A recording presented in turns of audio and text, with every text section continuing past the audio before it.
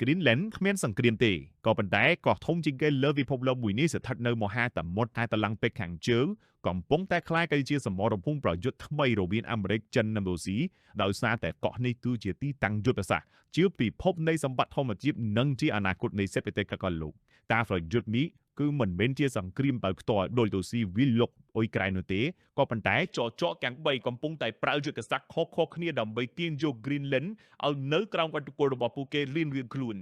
អាមេរិកកំពុងតែពង្រឹងអាណាចក្រយោធារបស់ខ្លួនតាមរយៈមូលដ្ឋានពពអាតាក់ Thule Air Base ខណៈដែលលោកប្រធានាធិបតីសហរដ្ឋអាមេរិកលោក Donald Trump ចង់ទិញ Greenland យកមកគ្រប់គ្រងក្បេតមុខតាំងតែពីឆ្នាំ2019មកម្លេះចំណែកចិនវិញកំពុងតែព្យាយាមគ្រប់គ្រងសេដ្ឋកិច្ចរបស់កោះ Greenland ទាំងមូលរីឯរុស្ស៊ីកំពុងតែបង្កើតកម្លាំងយោធាធំជាងគេនៅតំបន់អាតិកទាំងមូលតែម្ដងដែល Greenland នេះគឺជាតំបន់ស្នូលនៃអាតិកតើតួអង្គពិភពលោកទាំង3កំពុងតែប្រយុទ្ធប្រជែងគ្នាដោយរបៀបណារុស្ស៊ីកំពុងតែបង្កើតអាណាចក្រយោធាធំជាងគេនៅក្នុងតំបន់អាតិករុស្ស៊ីបានបើកដំណើរការឡើងវិញនៅពងយោធានៅតំបន់អាតិកចំនួនជាង50បន្លែហើយដែលបំពាក់ដោយរ៉ាម៉ានិងប្រព័ន្ធមីស៊ីលយោធារុស្ស៊ីបានដាក់ប្រព័ន្ធតាហ្វៀតដែលអាកាសនាវាមួយទឹកដែលមានសមត្ថភាពបាញ់បំផុសនុយក្លេអ៊ែរអាវុធដែលមានល្បឿនលឿនជាងសម្លេងនៅតំបន់អាតិកនេះទៀតនិងពង្រាយនាវាចម្បាំងសម្រាប់វាយប្រហារមីស៊ីលទៅលើអាមេរិកខាងជើងទៀតផងទាំងនេះកំពុងតែបង្កើនអំណាចរបស់រុស្ស៊ីដូចសម័យសូវៀត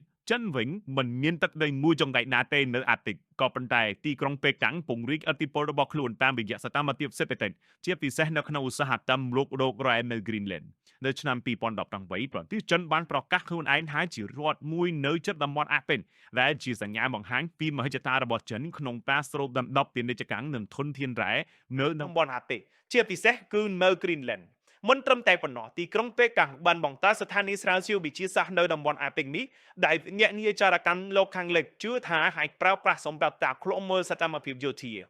Greenland គឺជាទីតាំងយុទ្ធសាស្ត្រសំខាន់បំផុតរបស់អាមេរិកដែលអាមេរិកមិនអាចអត់បានវាស្ថិតនៅចន្លោះអាមេរិកខាងជើងអឺរ៉ុបនិងមហាសមុទ្រអាតិកជាទីតាំងដែលនៅជិតមូលដ្ឋានពពជើងទឹករបស់រុស្ស៊ីនៅតំបន់អាតិកនេះដូច្នេះ Greenland អនុញ្ញាតឲ្យសហរដ្ឋអាមេរិកត្រួតនិងតាមដានរាល់សកម្មភាពយោធារបស់រុស្ស៊ី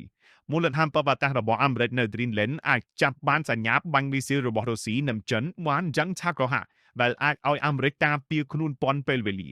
ដូច្នេះប្រសិនបើចិនគ្រប់គ្រងសេដ្ឋកិច្ចរបស់ Greenland ហើយចាក់ដៃជាមួយរុស្ស៊ីដែលកំពុងតែពង្រីកឥទ្ធិពលយោធាដងបែងជាមហាអំណាចពិភពលោកអាចចាំងតែឃ្លាតឆ្ងាយពីដៃរបស់សហរដ្ឋអាមេរិកអ្វីដែលពិសេសសម្រាប់ Greenland គឺការរលាយពាំងតកដោយសារតែការកើនកម្ដៅនៃភពផែនដីបានបើផ្លូវពាណិជ្ជកម្មថ្មីមួយទៀតនៅ Greenland និងលាតត្រដាងកំណត់ធនធានមហាសាលដែលទេនឹកស្មានមិនដល់ពេលនេះ Greenland ប្រៀបដូចជាកូនក្រមុំដែលមហាអំណាចបណ្ដើមគ្នាចង់កសោបដើម្បីជ័យជំនះក្នុងសមរភូមិនយោបាយយោធានិងសេដ្ឋកិច្ច